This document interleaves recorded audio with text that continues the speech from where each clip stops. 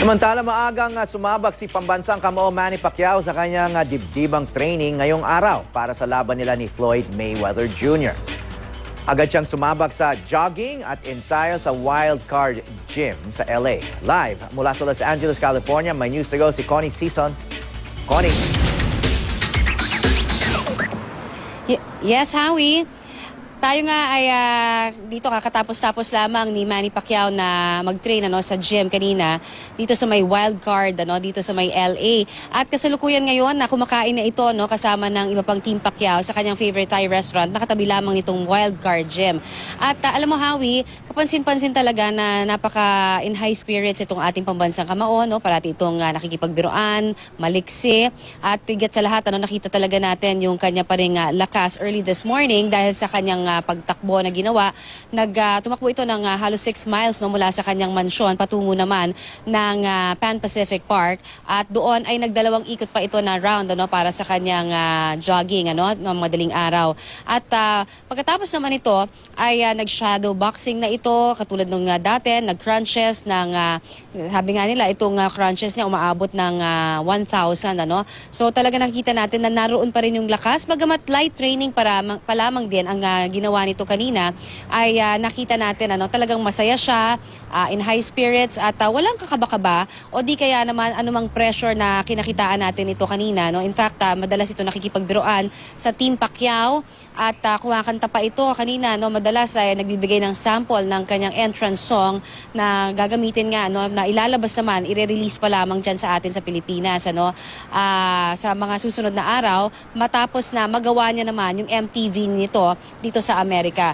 Pero kanina napansin din natin na talagang mahigpit ang pagpapatupad ng Wild Card Gym naman sa pagpapapasok ng mga tao para makita si Manny Pacquiao. Hindi katulad ng mga nakaraang mga fights Talagang kanina pinagbawalan ang mga media, mga malalapit na kaibigan ni Manny, including yung mga ilang Team Pacquiao members. Talagang yung mga main people lamang na involved sa training niya ang pinapasok At mismo nga si Manny although sinasabi niya kanina na papasukin nga tayo at ang ilang kaibigan ay talagang ininsist ng pamunuan na rin ng Wild Card Gym sa pangunguna ni Coach Freddie Roach na walang makakapasok, at itong taon na ito o itong laban na ito ay talagang maipapatupad yung talagang gusto ni Coach Freddie na talagang sila-sila lamang at walang ibang makakapasok para makakita ng mga ituturo na estilo. Bagamat wala pa naman dito ngayon si Coach Freddie Roach at kasalukuyang nasa China pa ito at nakay Xu Jiming na may laban naman doon, isa sa mga alaga niya, ay mahigpit itong ibinilin at ipinatupad na nga kanina. So yan muna ang latest mula naman dito sa may Wild Card Gym sa Los Angeles, California. Balik muna sa inyo. Yep, Connie, napansin ko, parang balot na balot ng mga tao dyan, pati na rin si Manny Pacquiao, naka-gloves, naka-jacket, meron pa siyang bonnet, Gaano ka ginaw ba ngayon sa LA ngayon? Kaka-check ko lamang kanina nasa 11 degrees at minsan mapalo ito ng 13, depende. Pero kaninang tanghali, Howie, ay medyo umaraw na at medyo umayos-ayos yung lagay ng panahon. Pero sa mga nakalipas na araw simula nung dumating tayo dito, talagang malamig, ang simoy ng hangin, talaga ang lamig talaga, at nag-uulan pa rin So ito yung sinasabi nga nila, unusually cold dito ngayon sa LA, unlike yung mga panahon na naranasan din natin nung tayo nagko-cover.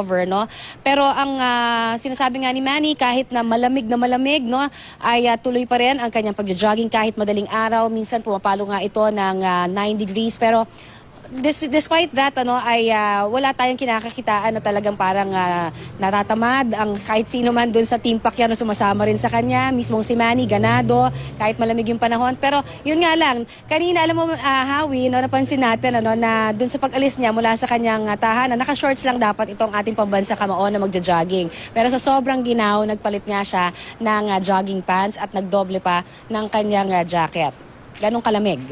In fact, malamig na nakakatog din ako ngayon dito, Howie. Connie, nabanggit mo na kumakain siya ngayon ng almusal sa kanyang paboritong Thai restaurant. Tama ba yung narinig ko? Thai restaurant, meron pa siyang special diet pag nagtitraining? Meron bang hinanda na special Thai dish na ayon doon sa kanyang diet habang nagtitraining?